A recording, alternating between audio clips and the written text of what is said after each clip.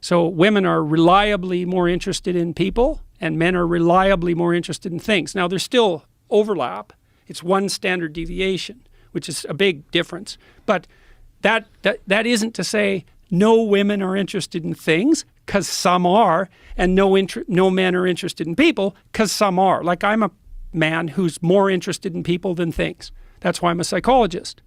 You know, I actually have a relatively feminine personality structure because I'm pretty high in negative emotion and I'm pretty high in agreeableness. And that's the typical feminine structure. And that's an interesting discussion to have too, because, you know, we have this idea in our culture that you can be a woman born in a man's body.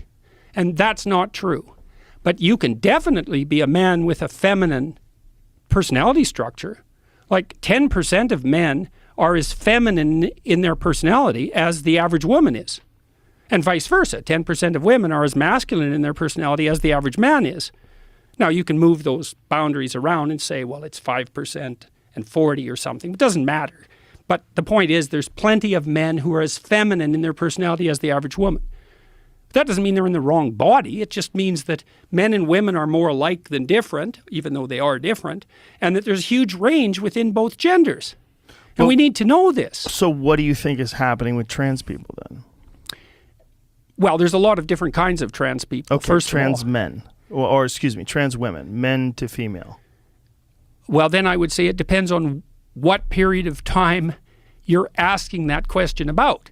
Right now, if you look at teenagers, for example, who want to switch genders, 95% of them are unbearably confused. That's what's causing that. And I think there's other reasons too. I think this is a conjecture. When the trans teenagers came after me when I opposed Bill C-16 in Canada on compelled speech grounds, I spent quite a bit of time watching them. And I already kind of knew about that fluid identity crowd. So when I was at Harvard, piercing and tattooing started to become a cultural rage.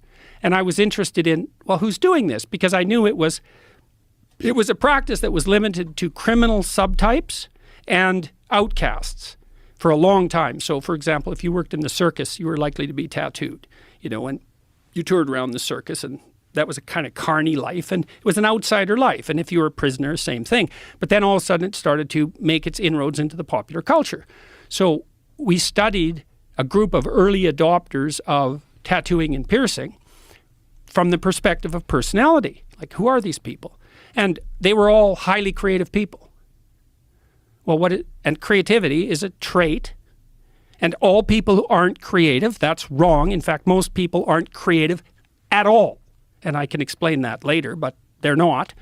We developed a scale called the Creative Achievement Questionnaire, which assesses lifetime contribution to 13 different creative domains. And that your scores would range from 0, I have no training or talent in this area, to, I think it was 8. I'm an internationally recognized expert in this area, right? And so 70% of people, if you sum their scores across all 13 domains, scored 0. And I ask audiences, like, how many portraits have you painted? 0. How many songs have you composed? 0. How many plays have you written? 0. How many recipes have you invented? Let me stop you. So the tattooed types are high. They were high in creativity. Okay. And a lot of these people who are fluid in their identity are actually high in trait openness. And they do have fluid identities. And some of them are feminine men and masculine women. So yeah, but that doesn't mean that surgery is the cure for that. It does not mean that. Not at all. Well, what do you think it means when someone is so attracted to the idea that they were born in the wrong body? It means so much. They're so compelled that they're willing to go through surgery to change.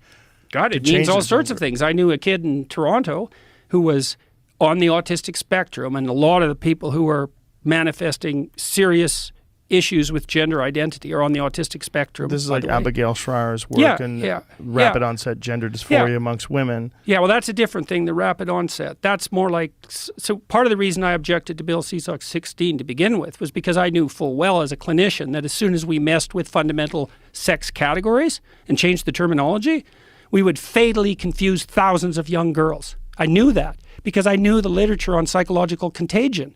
And it stretches back like 500 years, that literature, 300 years. It's all outlined in a book by Henri Ellenberger called History of, what's the name of the book?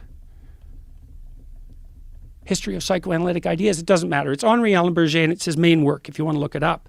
And so psychological contagions are very common. And so one of them, for example, was the satanic ritual abuse accusations that emerged in daycares in the 1980s. And that was a consequence of women going into the workforce en masse, leaving their children with strangers and starting to have pathological fantasies about it, especially if they were borderline schizophrenic. And those fantasies propagated into the population. So what does this have to do with creativity? You were talking about creativity in people that are... Well, okay, so you see people with blue hair, the blue-haired crowd. Uh-huh. Well, they're the same people that were doing tattooing and piercing, and they often are literally the same people because they have piercings. It's like, well, they have mutable identities. They're not stable in their identities. They're creative. Creative people, by definition, aren't stable in their identities. That's what makes them creative. Now, the downside of that is creativity is a high-risk, high-return strategy. Your new idea is probably stupid and wrong, and maybe it's fatal. But now and then, it's unbelievably successful. And also, now and then, our culture would die without it. So we always have this problem because we have to maintain stability, because otherwise everything degenerates into chaos. But mere stability won't work because the future's different from the past. Like technically different in a non-deterministic way. It's actually different. And so then we have to figure out, well, how do we modify our memories or our traditions at a rate that enables us to keep up with the culture? And the answer to this is, in part, we let creative people play multiple games on the fringe, and some of them are radically successful, and then we copy them. So you think that a lot of what's going on with people that want to change their gender identity is creativity? No, I don't think so. So what do you... I know so. You know so. Yeah, but that's not all of it, but that's definitely part of it. But there are, for sure, a lot of people that transition, and there has been work on this that shows that if they didn't transition, they wanted to transition at one point in time, and then they eventually wound up becoming gay men.